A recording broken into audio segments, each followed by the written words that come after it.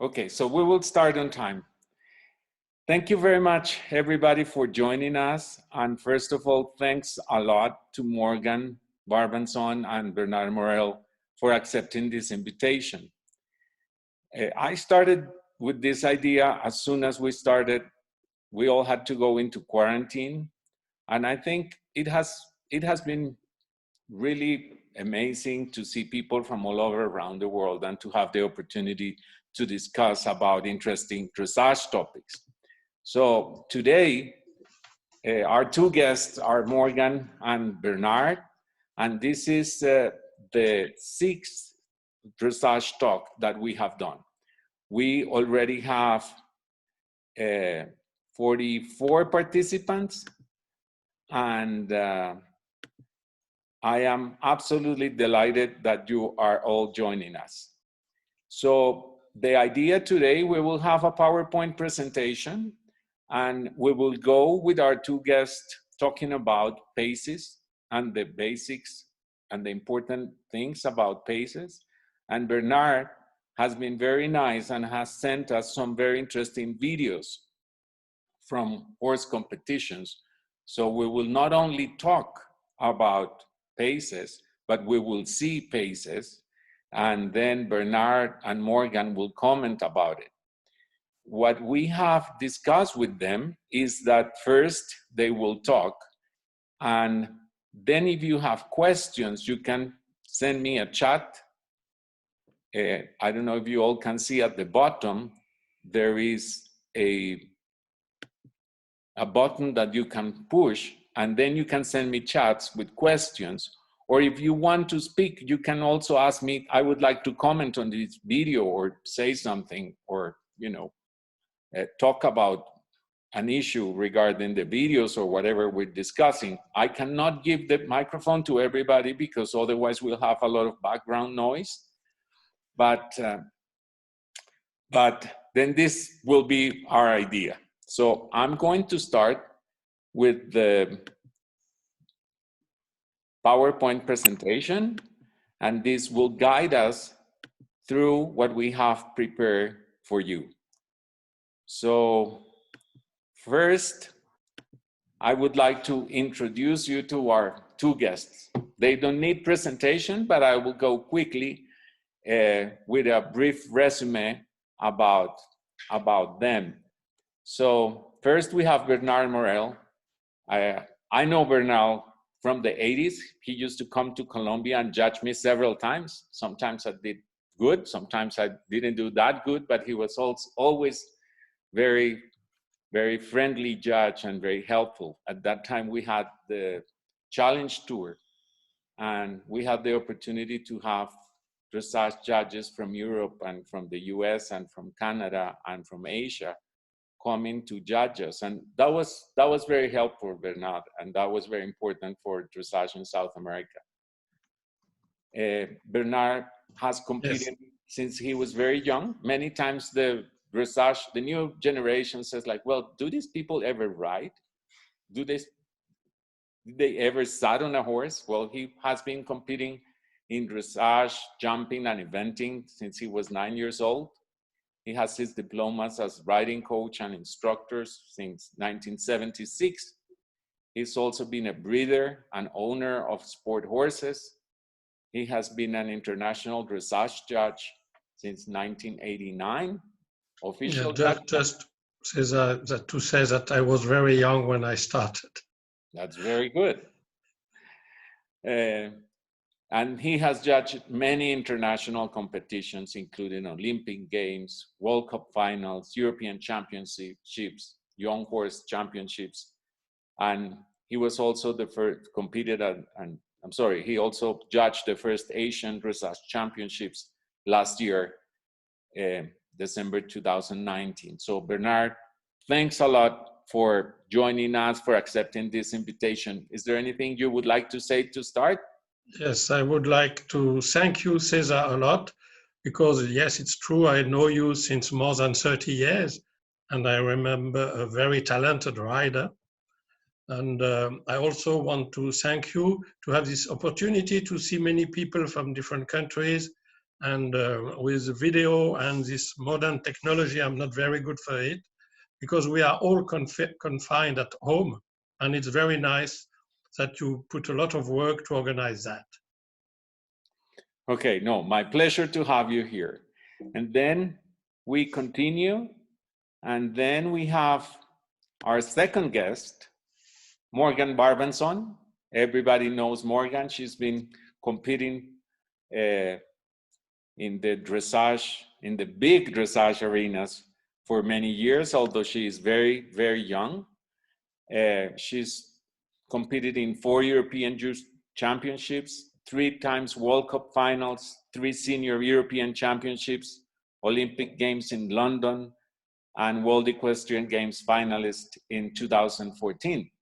I was talking with her before we started this conversation. She's now competing for France, but she lives in Switzerland, where she has her own stables and does training and selling of horses. So Morgan, thank you very much for accepting this invitation and welcome. Is there anything you'd like to say before we start? Well, thank you very much for having me.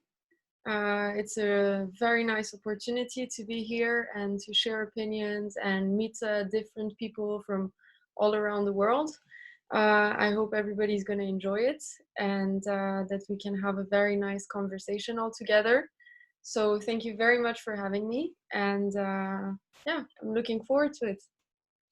Okay, so for your information, we already have 54 participants. And we discussed with our 2 guests if we were going to start with the Trot, the Walk, or the Canter, and we thought the Canter would be a more... Cesar, yes? If I can say one word about Morgan, because I'm very happy that she's joining us, that we need young talented riders and not only old judges in the dressage sport. The first time I see her competing, it was painted black, the old stallion. It was not so easy, and I see that she was winning some international. I say, oh my God, this rider is still very young, but she has a lot of feeling. I was really impressed, and the horse was so happy with her. And now she's the best French rider, and she was one of the 3 riders who were able to qualify France for the Olympic Games because they were good enough as individual to make the team qualified. And I have to say, congratulations, Morgan, for that. Thank you. Morgan, that's wonderful. Really, congratulations and good luck next year in Tokyo. Thank you. Okay, so we decided we were going to start with the Canter. This is just the definition from the FEI rulebook as how a Canter is supposed to be. It's a 3-beat pace. And here in this slide, you can see how the footfolds are supposed to be in the Canter. So that's easy. Everybody knows about that. I just would like to mention that the judges always look for the general impression. And the most important thing is the regularity and the lightness of the steps. And of course, we want to see uphill tendency and we want to see a good cadence. Of course, good connection, part of the training scale. And we also want to see a supple pole and engagement of the hindquarters.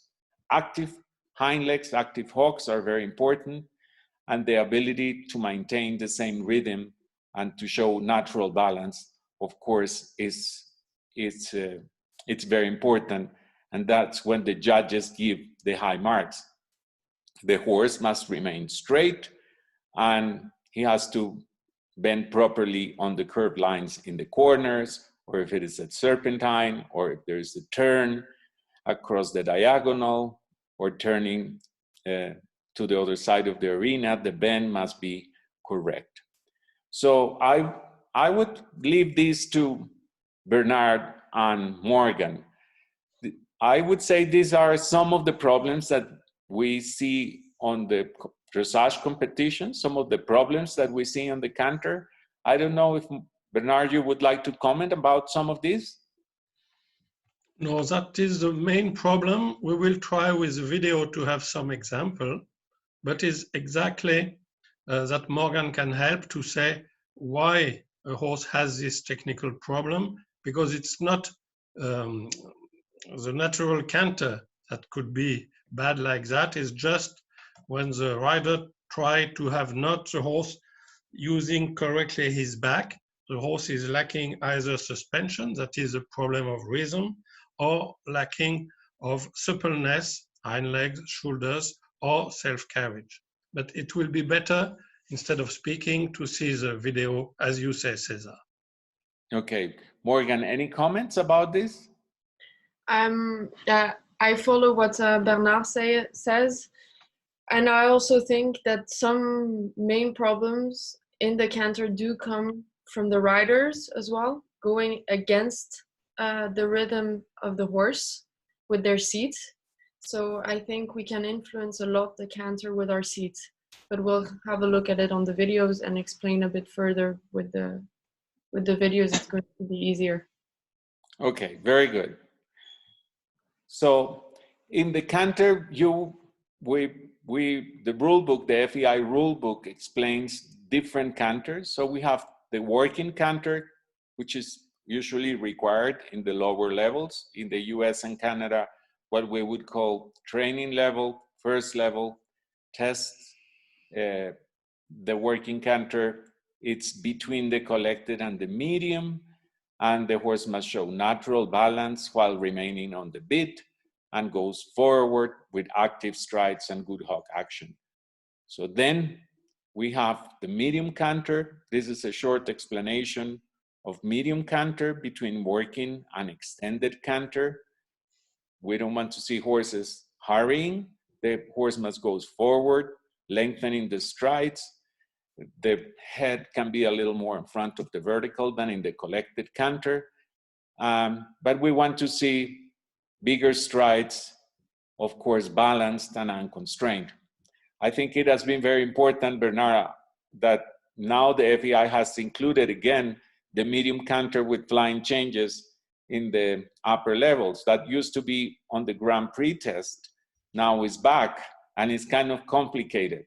I've seen some riders struggling with that, but I think that's a wonderful exercise. What do you think about that, Bernard? Yeah, I like very much this medium canter, as long as the rider knows that the first thing, the important one, is to keep the horse uphill. And to keep the horse uphill, the horse has to be allowed, it is written here, to use a little bit more his head and his neck. A good example for the rider who are also doing some jumping, when I'm training people, I told them, take the diagonal, but just imagine you have a little jump to make at the end, a little one. And in this case, the rider can find the right feeling to have a horse uphill in the medium canter. Okay, and then the FEI also has the extended canter, where the horse must cover as much ground as possible. And as Bernard was saying, the same as in the medium canter, the important thing is that the horse remains uphill, light, and covers much ground as possible, and also remains straight.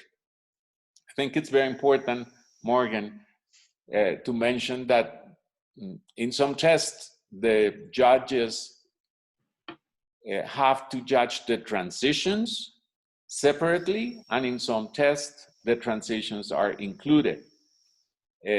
So this is important for the videos that we're going to see afterwards. Okay, any comment about that? Yeah, I think a lot of, sometimes it seems people misunderstand the extended canter with a hurried forward canter. What I would like to point out in the extended canter is that the extended canter is really a lengthening of the strides upwards. So when you take your corner and you take a diagonal on the extended canter, you have to have the feeling that all the power comes from behind forward, and not that you have the feeling that the horse ducks onto his shoulders and then just rushes through the diagonal. You really have to feel that the power really comes from the hind legs. It's exactly that, Morgan. No hurry. And if the people you have seen video of Morgan with her stallion, you understand why she says that, and you understand how she can get a 9 for this exercise. Yeah, he has a very big stride on the extended canter. He can lengthen the stride, and that's really what we are looking for. Yes, maybe we will not see as good horses in the video. Okay, but I have to say again, the videos came from Bernard and I think are very important. I'm gonna ask everybody to pay close attention. There is no sound, it's only the image that you will see.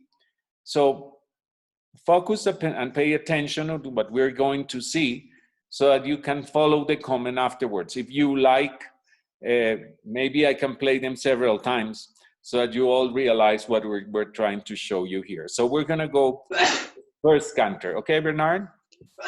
Yes. Okay. It's not a Grand Prix level. Of course, the quality of video, and you have a change in the middle is a junior test. Maybe we can see it again. Okay, yes, so for information of everybody, this is from the junior level test. So the judges have to judge the canter and then have to judge the flying change, the 2 separate marks for each one. So we'll see it again, then maybe Bernard can comment about the quality of the canter and Morgan could comment about the quality of the flying change, okay? Yes, and Morgan can also give some tips to improve. The start is good, and the horse is a little resisting. And here you can see that he starts to put the croup high and to lose both the rhythm and the self-carriage. That's why the change is not so good. You want me to play it again, Morgan, for you to comment? Yeah. Okay.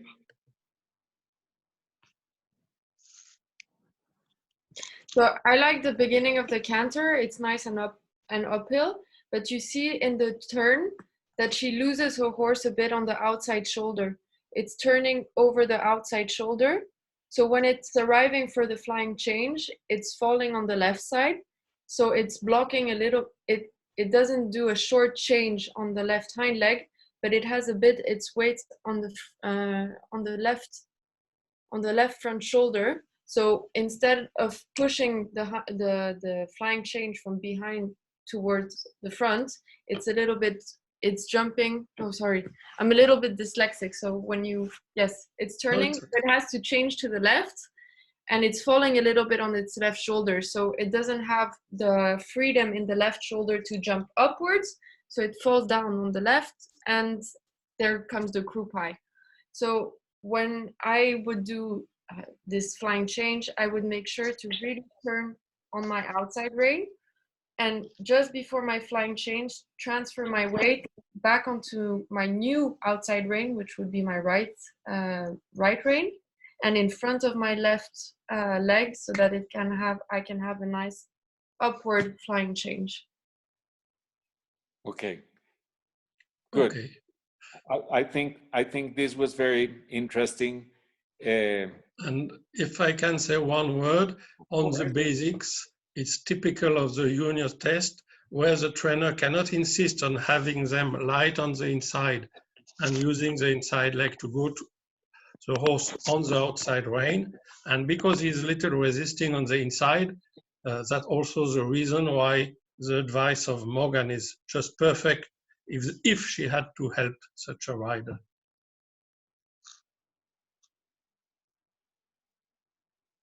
Okay, good. So there we saw it again. And now we go to the next video.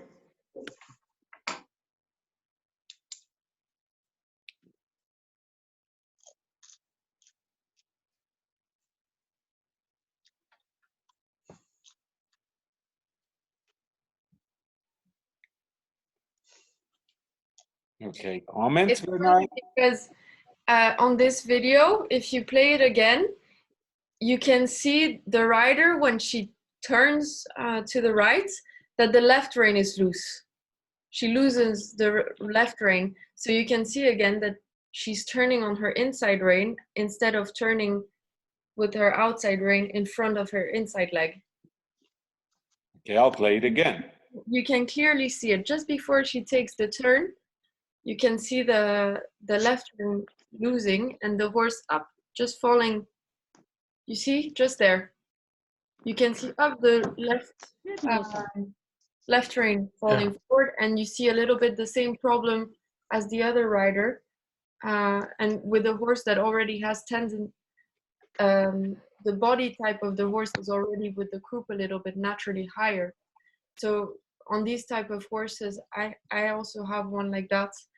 I really try to focus on really keeping him as much as possible sitting, really that he takes all the weight onto his hind legs to get a little bit lighter and have the neck tendency a little bit higher. So really on a lighter rein and all the weight as much as possible onto the hind legs.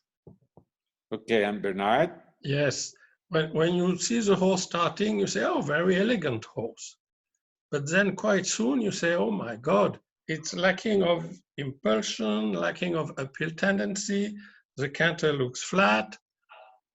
And of course, the change is late behind. That all the reason Morgan tell very clearly why. It's a question that of basics that we see very often on this level. And it's maybe it could be a good horse, but it has to change some basic way to have the horse from behind and uphill. Okay, so we're gonna go to the next one.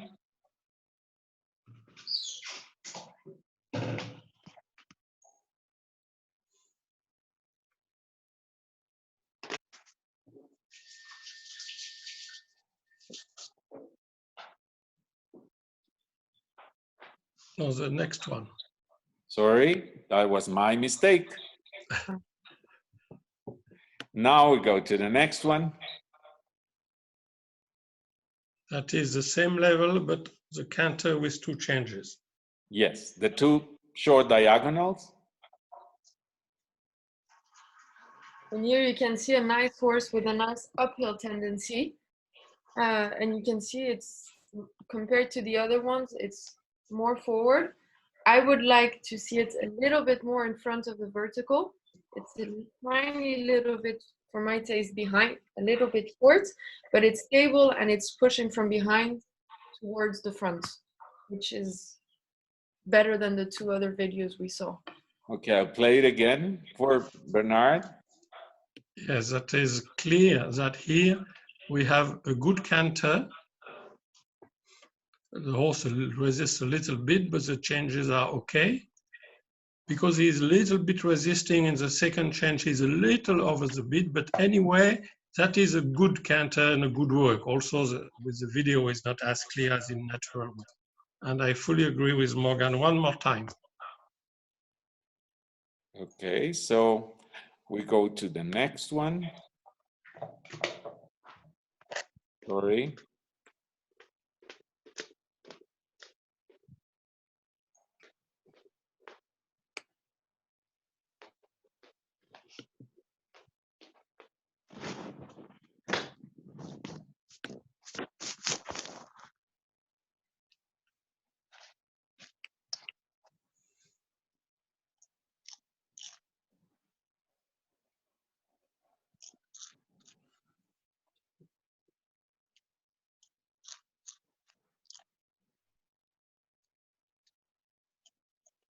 Okay, comments? I start.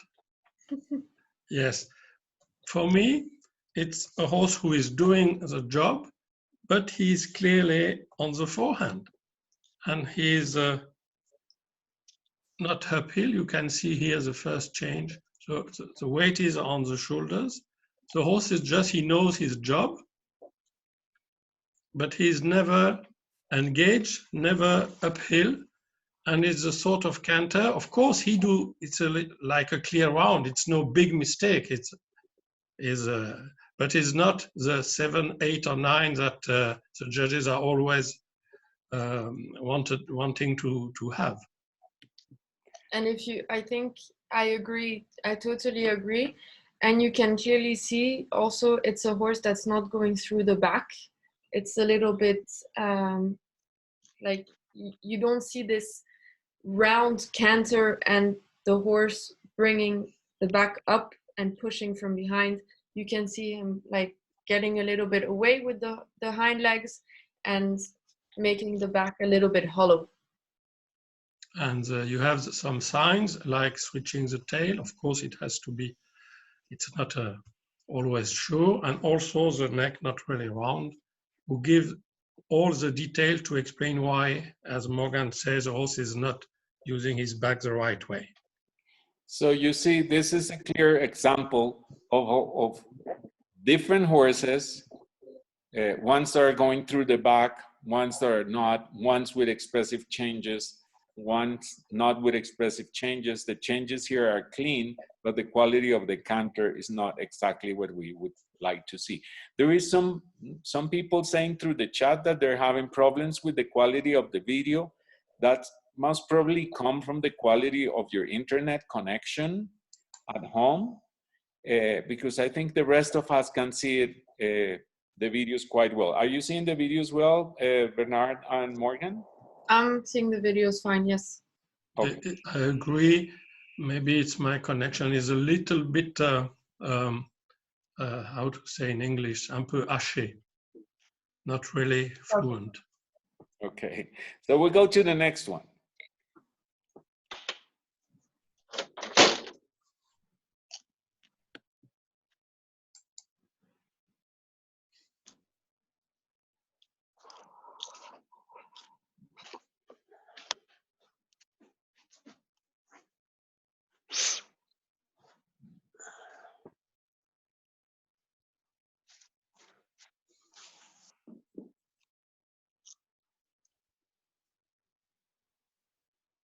Yes, and this for me was also a good example of another problem that a horse that is behind the bit, maybe also behind the leg.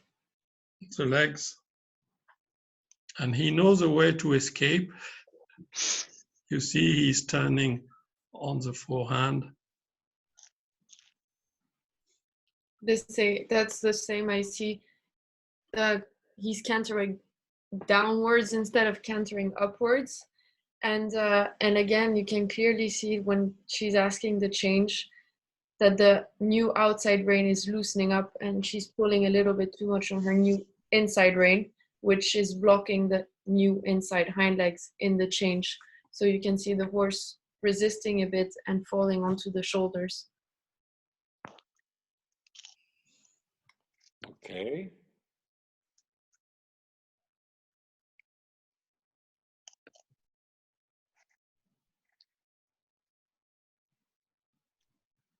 And of course, there's a problem with the change there.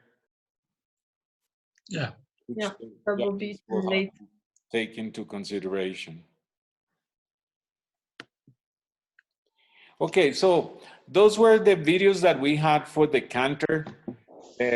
Any particular thing that you would like to mention about the canter, Bernard? Because I think I usually find when I'm judging, especially when horses at this kind of level, when there is a horse with an unclear canter,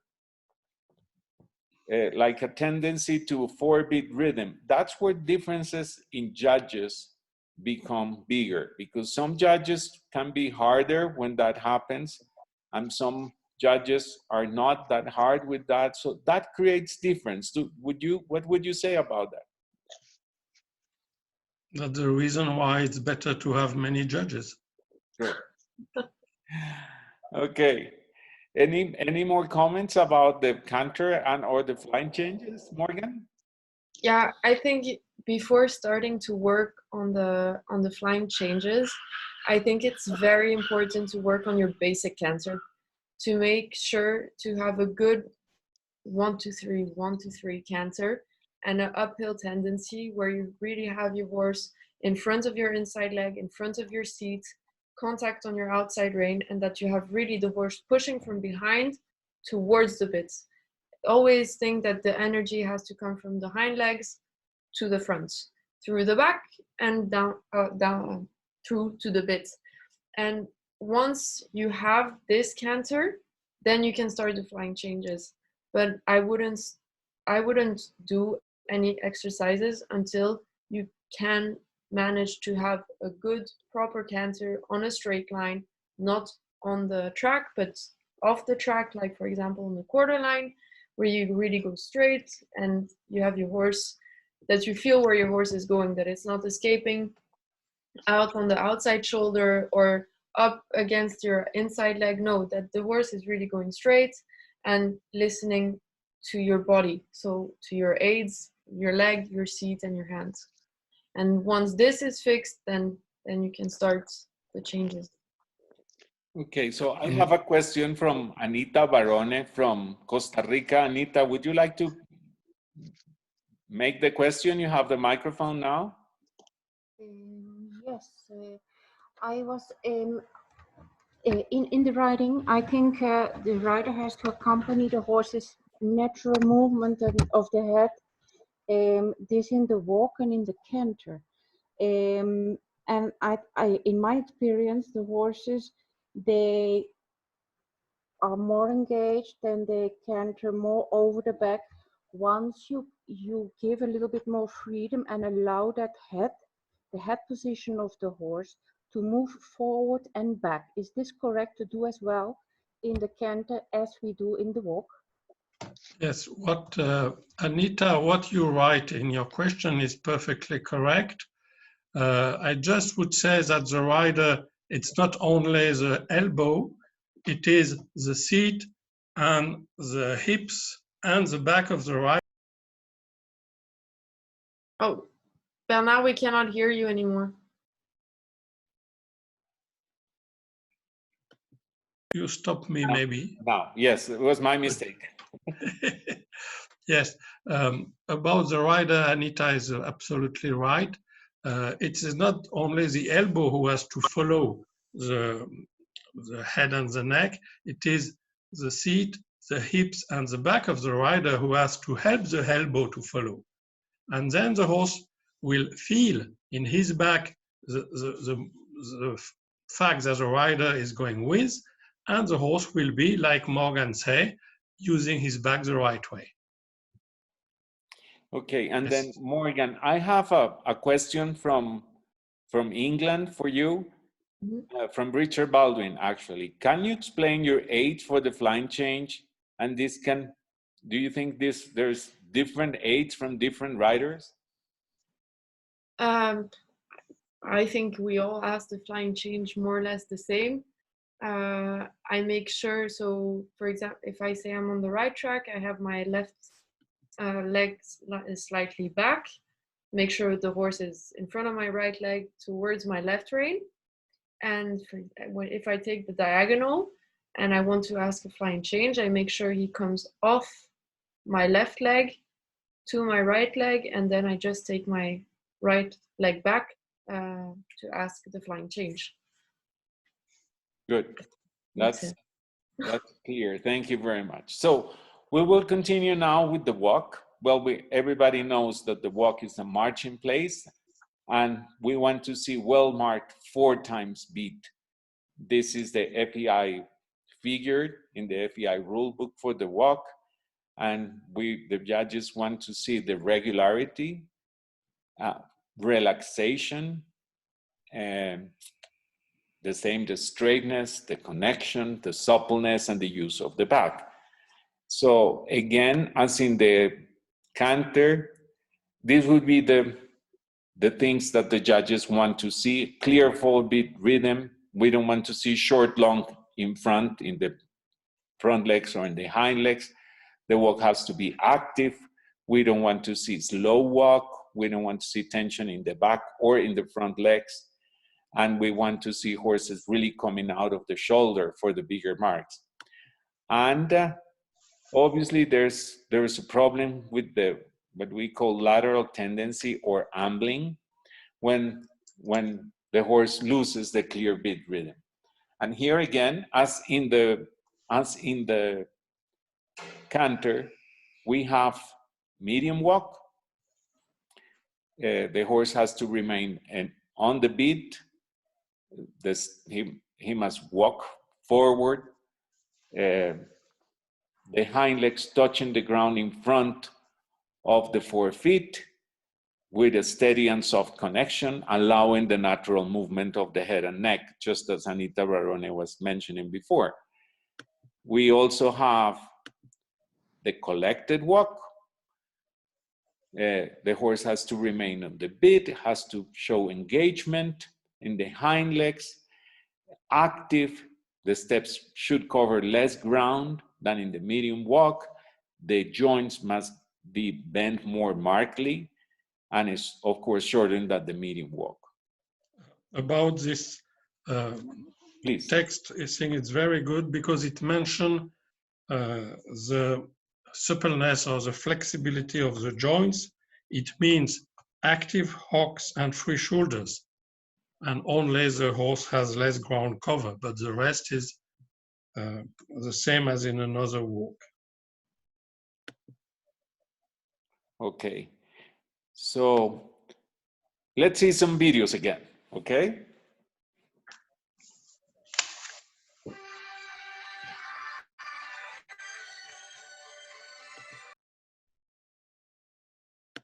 Okay, we go with the first one.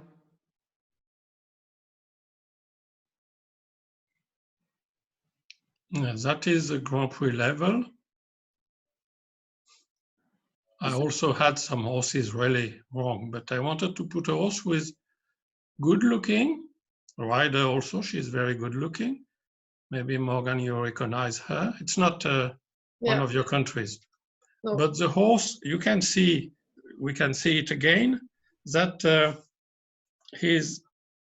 you are not sure that he's clearly 1, 2, 3, 4. He's maybe a little bit 1, 2, 3, 4, 1, 2, 3, 4. And from behind, you see that it is not with the ability to use his hocks. And he's not really through the back. That's why the walk is not so perfect. It's a little difficult to see, but I like to show that is more the case in many dressage competition. Morgan? And I see, for me, it's not a super clear rhythm. And again, it has to do because the horse is not really through. And you can also see that it just walks into its footsteps as well in the connected walk. Yes, I think it's important to mention that you cannot be absolutely happy with the rhythm and with the suppleness. So this wouldn't be a high mark, right, Bernard? Yeah, it's not below 5, but is not very much above. Okay, so we go to another one. Oh, sorry. I just did it on purpose so that you can see it clearly. Sure. Okay, here we go. Another one. That is not the Grand Prix level, it's the young riders.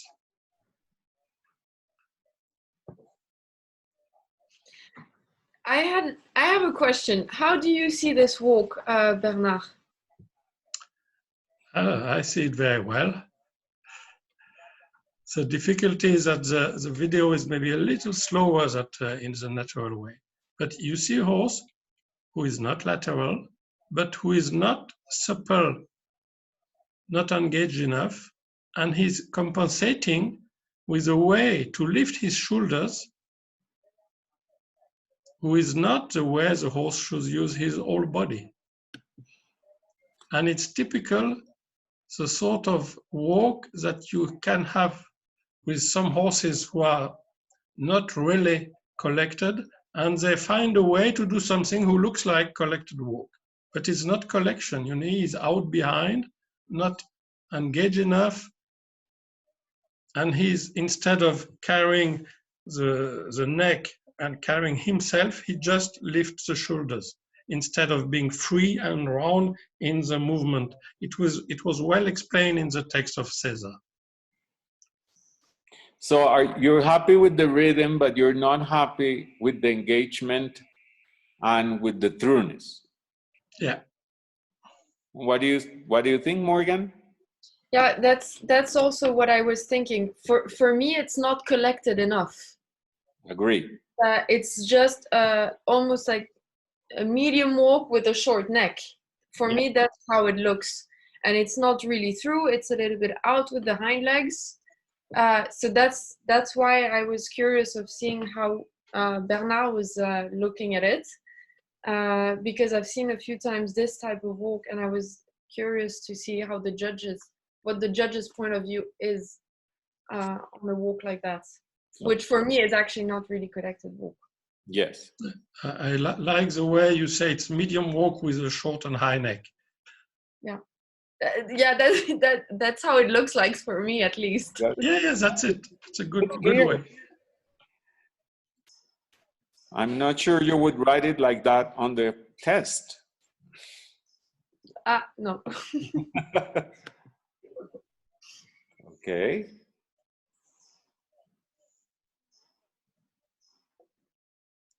Another one. Yes, I think it's the last one, collected walk.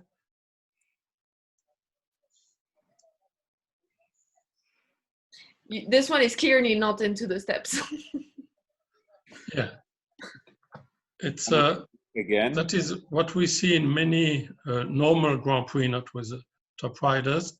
The rider is afraid to have the problem. She's very cautious, and she just walk, not to hurry, with the correct rhythm, and trying to have no problem. Is nothing bad, but nothing really like collected walk.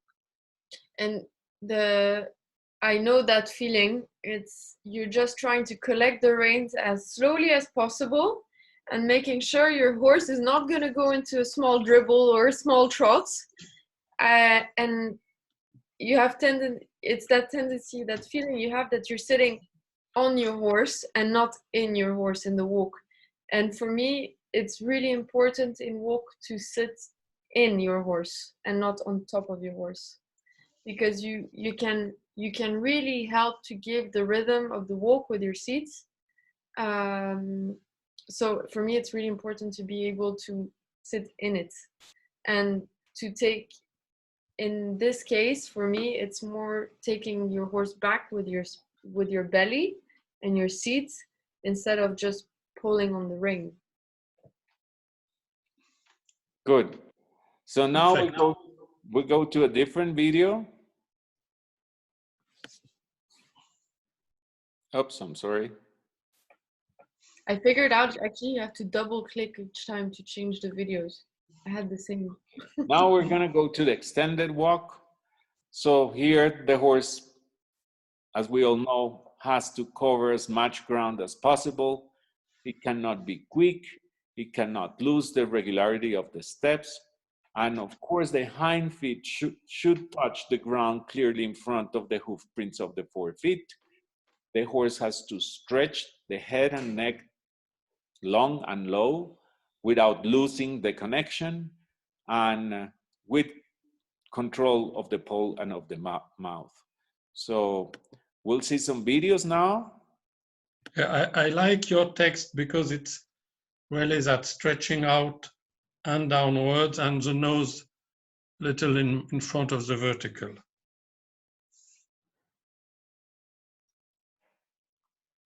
Where is this competition, Bernard? Do you know? In Portugal, no? It could be, yes. Do we do it again? Bernard, is the horse stretching out enough for you? No. For me, in the legs, it's good, but Yes. the back line is not enough through, and the horse is not stretching out low and out enough for me. Yeah. And I think he should use more his back in order to get a little bit more ground cover. And the reason why he don't use his back enough is because he's not allowed to stretch really enough. But it's not bad. It's a lot of rather good extended walks that we have in these levels.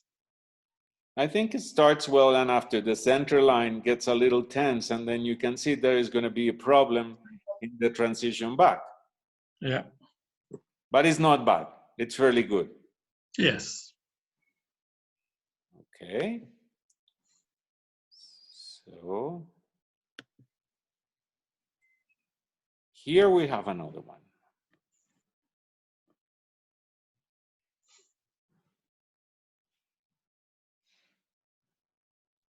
Yeah, maybe the other one was in Vidauban, and this one should be in Portugal. That was the European Championships in Azaitao in 2008. Yes, yes. And that was a good example of a rider who cannot really let the horse stretch. If you look at the footprints, he's hardly over tracking. And the horse is a little bit behind the vertical as well. It's not, the tip of the nose is not in front. And it's not really relaxed.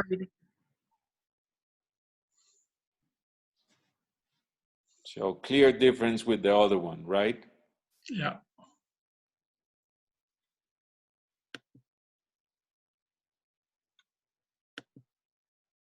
Okay, we go to the next one. Sorry.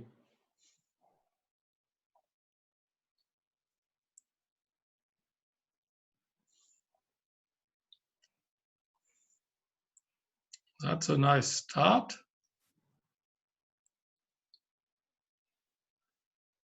But the horse is a little bit tight in the shoulders. The stretching is okay, but he's not really going onto the bit. And you have the feeling that for, I don't know what Morgan will say, that the rider is not able to release the upper part of her body. So she is not able really to follow the head and the mouth. No, she's staying a little bit stuck with her hands on the side instead of following the movement of the horse and allowing him to stretch forward. And it's not really out of the shoulder, right? No, it's, you can see that the horse has a downward tendency.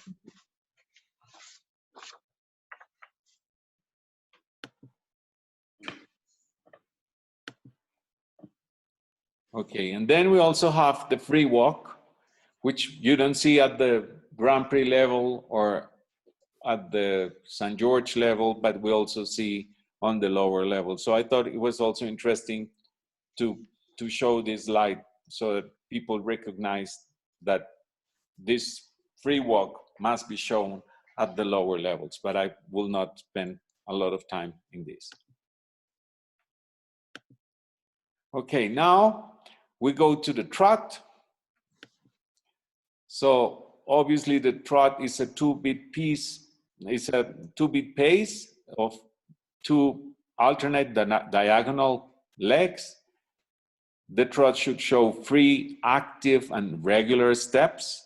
So regularity, again, the most important part of the training scale.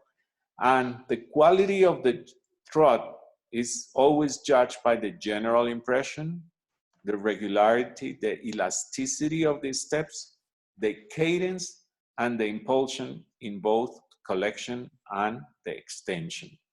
So we also see here some problems in the trot. This is a better image than the previous one. And then we also recognize here in the trot, working trot for the lower levels, medium trot, that is not hurrying, not quickened steps, but the horse must go forward, lengthening steps with impulsion from behind, and the rider allows the horse to carry the head, must go uphill, and steps should be even, and the whole movement must be balanced and unconstrained. And then we're gonna see, I don't know if you want to mention something, Bernard, before we continue? Maybe on the wording, I would like to find maybe more the word throughness. In German, Durchlässigkeit. It's something that is, in French, we say perméabilité à l'impulsion. But this throughness is some feeling that Morgan sure has a lot, but that it should be more insisted on the training side to have nice working trot or collected trot. The rest, I fully agree with your text, and it's always better to see some images. Yeah. Okay, so let's go with the videos.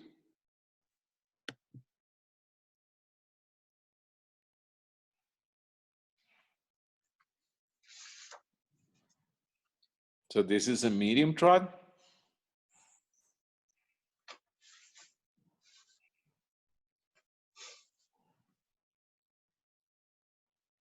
Who wants to comment? Anna? Yes, you can do it again. What you see is a little bit hurried at the beginning, but you have the feeling of very nice self-carriage, and the horse is in harmony in between the hind and the front legs. The cannon bone are parallel. The only problem is at the end, instead of having uphill transition, the horse just go back to another trot. And because it's included in the medium trot, it depends on the position of the judges. The beginning is, well, that's good. You see the horse coming up and using his neck. And in the transition, you are a little disappointed, but he's still on the good side, or rather good. Morgan? I totally agree with Bernard. When you see the start of it, it's okay, it's forward, it's nice, comes from behind. And then as soon as you see the transition, you see the horse breaking in the back, and just, you don't have the fluidity. It's not flowing from the medium trot into the working trot again. You just see a break, and then it starts again. So that means the horse is not carrying the weight on his hind legs again. And if you have some teacher looking, when you see the rider seated back in the transition, you see that it's not exactly vertical, and she should be told to have her belt a little more forward to make the transition. Yeah. As you learn when you start. So we have a question here from Zoe. How do you improve the transitions from medium trot to collected trot? What would you recommend our audience to do when this to improve this? I personally, I try to ride my transitions as much as I can with my seats, by taking my horse back, by sitting a little bit more deep into my saddle and trying to activate the hind legs, and not so that the hind legs can come under and the horse can bring itself up in front. The problem is, if you take the horse back pulling on the reins, you're going to pull the neck down, and you're going to make the horse fall onto his shoulders and lose the weight behind. So you're going to have this downwards transition instead of having an uphill transition into the collected trot. So really try to work on taking him back on your seats with your core and your seats, instead of taking him back on the reins. Bernard, any comments about that question? Nothing to add. When what she says is just perfect. That is, and the word for the riders is the core. That is the most efficient part, because the horses can feel it very well because you are sitting on their back. I just would say that as a judge, this is one of those moments when you have a very happy face when the rider starts, and then you're almost ready to give your mark, and then you go, oh, I cannot go that high. Unfortunately, I have to go down, right? So let's see another one.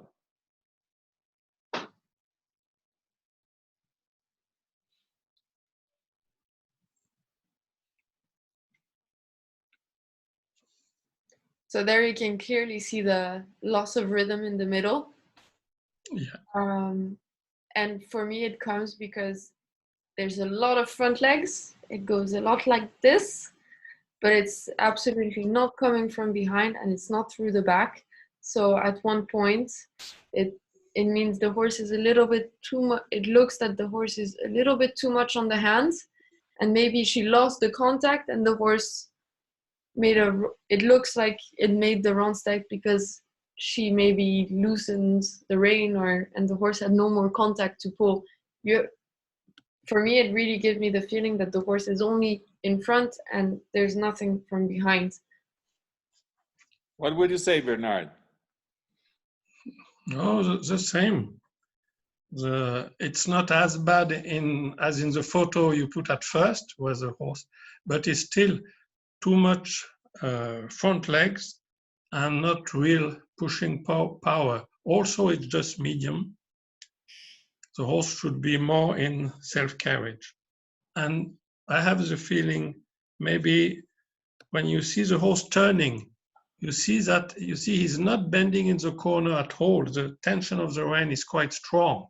And because the corner is not so good, maybe it's why in the middle of the diagonal, he had the small mistake. Yes, it was a lot of balance out of the corner instead of waiting until the horse was really straight. Probably that wouldn't have happened. Okay, so let's see another one. Sorry. Or maybe some extended, yes. So now we also have here the collected trot. So the horse has to stay on the beat, the neck raised and arched, the hocks, the hind legs have to be well engaged and flexed, must maintain the impulsion, show freedom of shoulder, and of course, self-carriage. The horse's steps are shorter than in the other trots and must show elasticity and cadence. And then we also have extended trot, where the horse covers as much ground as possible, and the forefeet should touch the ground on the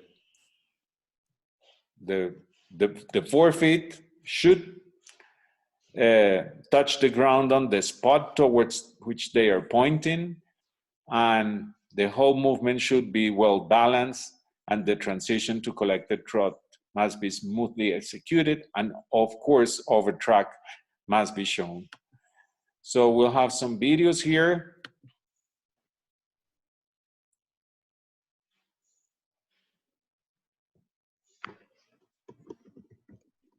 I started with nice front legs, but the horses could cover more ground, have more symmetry in front, and more harmony in between the front and the hind legs. Also more transition at the end. It's typical of horses who know their job and they do something rather good, nothing bad, but it could be a little bit more right and correct. A little bit more correct in the paces and in the frame. That is another one.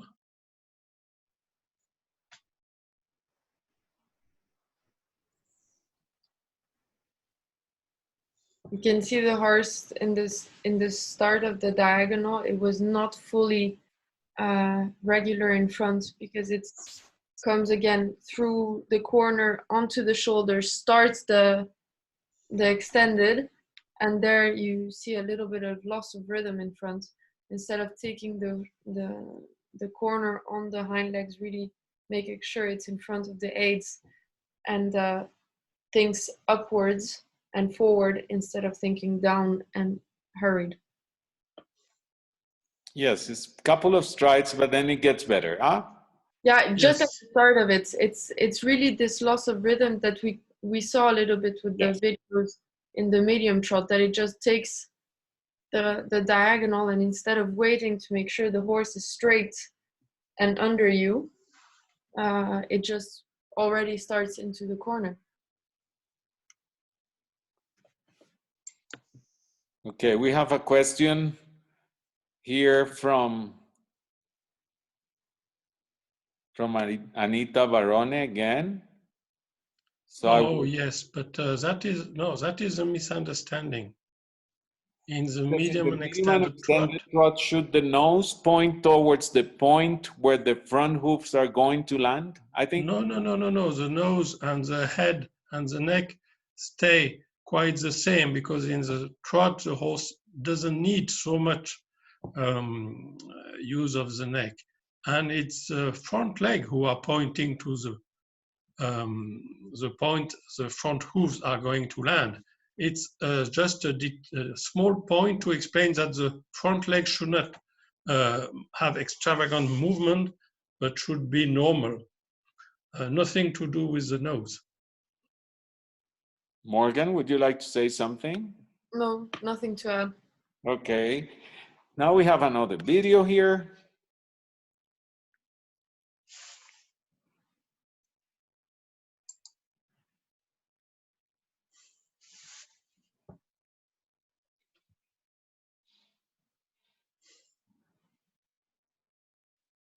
That video, I think Bernard can agree, but you can clearly see the horse trotting out of the weight and not under.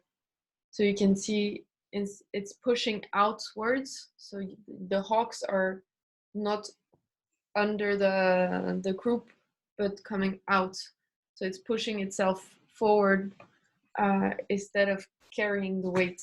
Yeah, forward. it's typical compared to the two first. This one, we doesn't know if it's the horse who has no trot or the rider who has a horse who is not ready for this level, but is a lack of power, lack of cadence, lack of pushing power. It's what we say in French, a petite musique, and she will have a petite note. So we have now Tanya asking, would you prefer to see a horse in front of the vertical or behind the vertical? Or in front. Yes, Tanya, it's sure.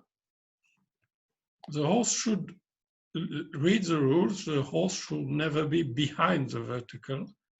It's just allowed in some moments, very short, not to be immediately. But that is one of the points. The judges are very clear with that.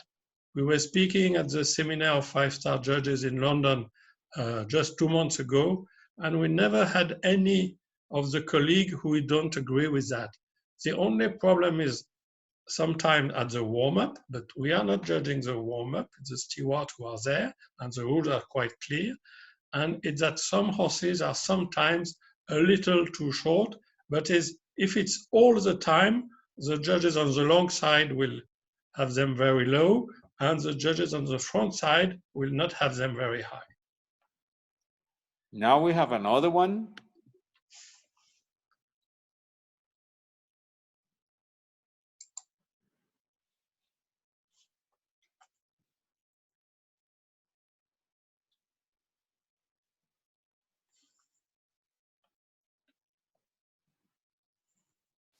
For me, the problem is the horse is not through again and pushing out instead of pushing under. And that's the reason why it gets into this, again, this crumble. Bernard, what do you say? The beginning, we have the feeling, oh, that starts to be good. And then in the middle, the horse is resisting a little bit. The rider succeeds to have a transition, but doesn't succeed to have the horse relax on the inside rein. Then you see when the horse turns at A, it's still not bent and well balanced, but is still like the second one on the correct side. Yeah, nice quality, I would have to say, you know? Yes, Yes, I like that horse. It's happening there. That obviously must be taken into consideration. And then, let's see. But it's the best quality we've seen.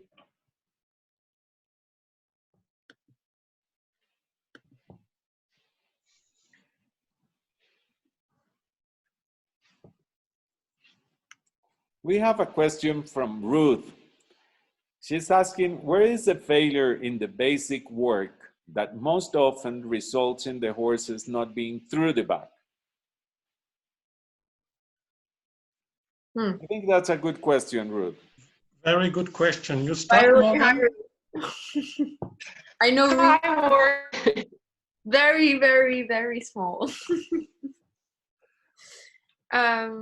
Where's the failure in basic work that most often results in the horse? I think in the basic work that sometimes people don't take enough time to give the horse, to allow the horse to go through the back. So it's often, okay, we trot on the long reins, left and right, start canter, and up we go.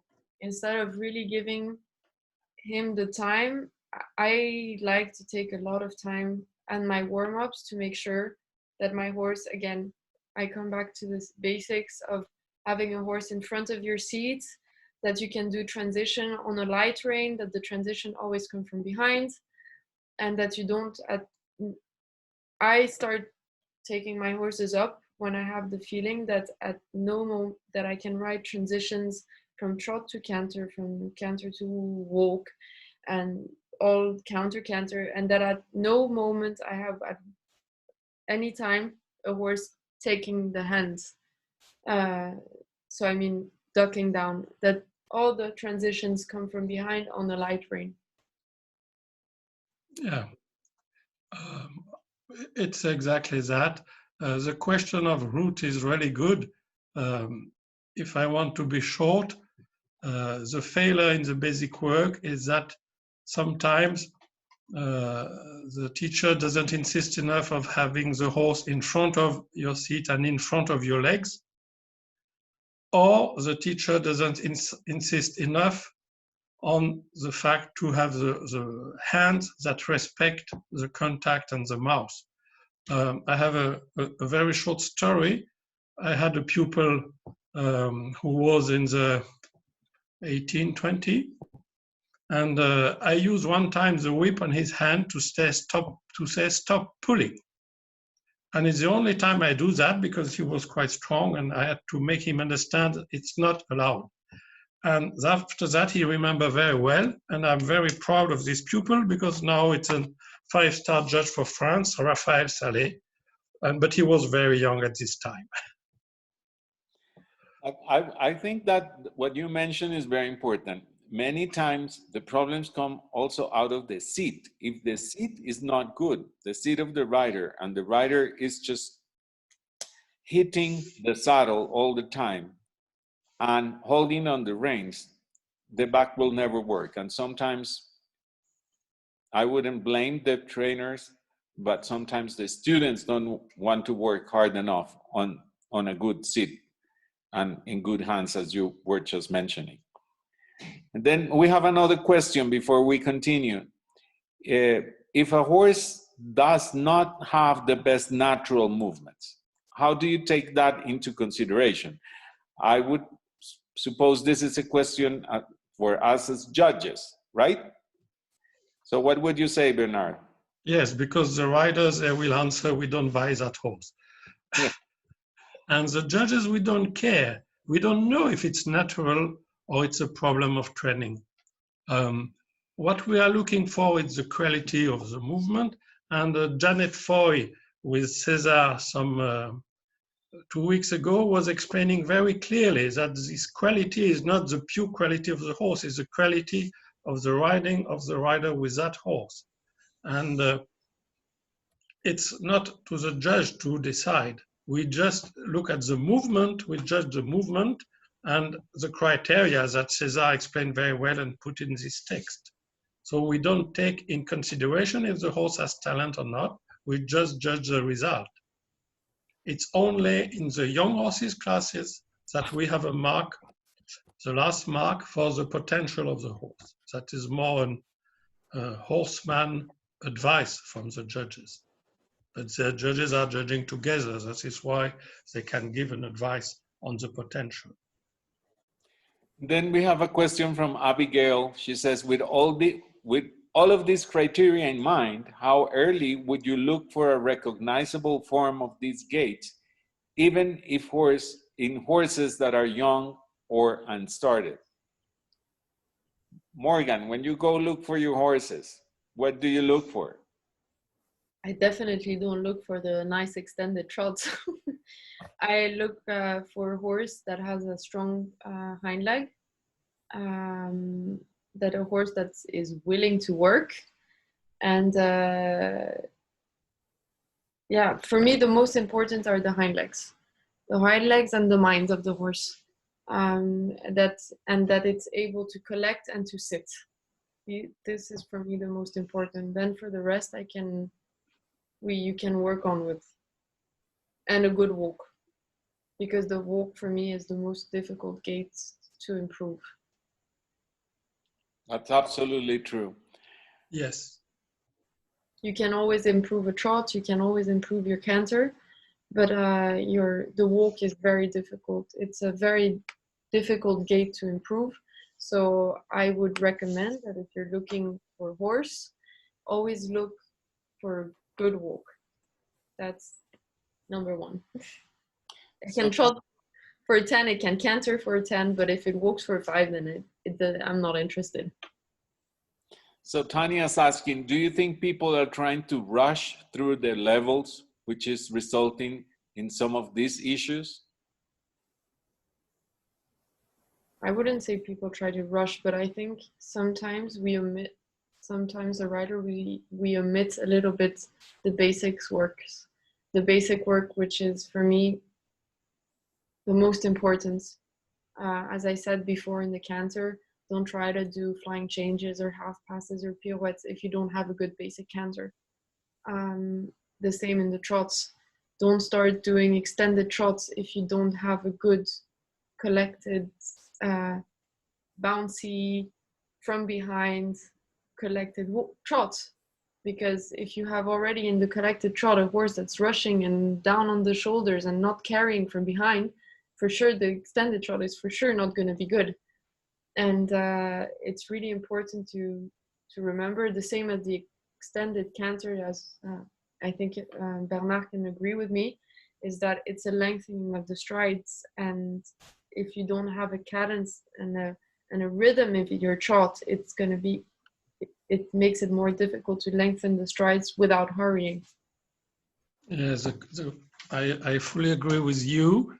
And to give another aspect to the very good question of Tanya, we see sometimes very talented or very professional rider who are able to make quite quickly a horse with all the knowledge of the exercise, but they do it at home, not in competition, and they are able to teach collection, but forward, to teach canter, not on the spot, but collected, and to teach the flying changes and the half passes, because top rider can ask quite quickly a horse to do that. But these horses, they are not able to do a test, because in the test you have everything together and you should be able to have the horse going very quickly from one exercise and one pace to the other. That's why when a horse has the knowledge of the exercise, he has maybe a little bit more value on the market, but is not the reason why he should have very high marks if he's not ready for that level. I don't know if I'm on. Okay. Okay. Sorry. Oh, this one is interesting.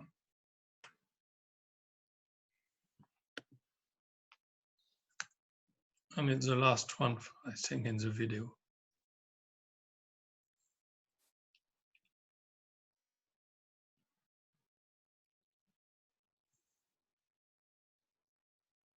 So do you want to comment?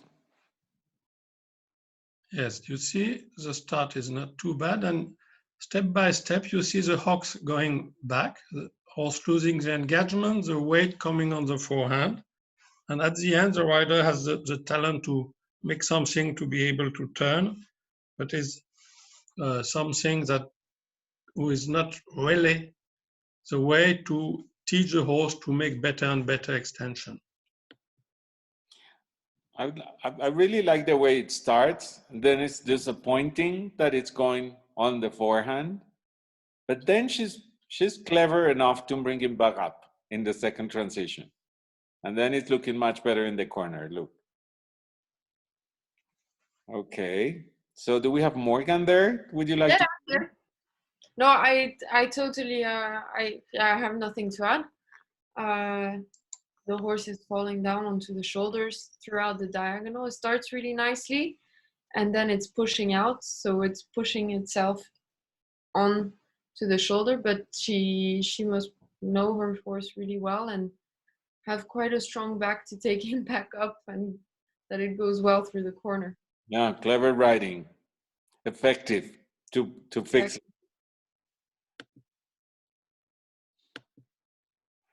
Okay, so this was the end of our presentation. So I really want to thank, let me see how.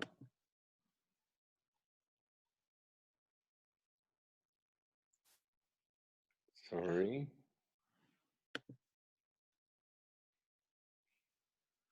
I really want to thank our guests for joining us today. It was very, very interesting. Bernard, thanks a lot for your videos. The videos were really, really helpful. And Morgan, also, thanks again for your time and for your really good advice and your words during this presentation. We have a lot of questions, I think. A lot of thanks, but now what I'm going to do is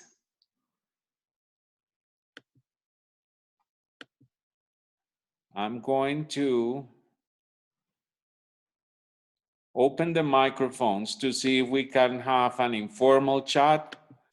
I think this was really good, and thanks again, Bernard and Morgan. You're welcome to stay and chat a little bit with the people that is watching us at this moment. But if you also have some good other things to do, well, you can also go. But thanks again.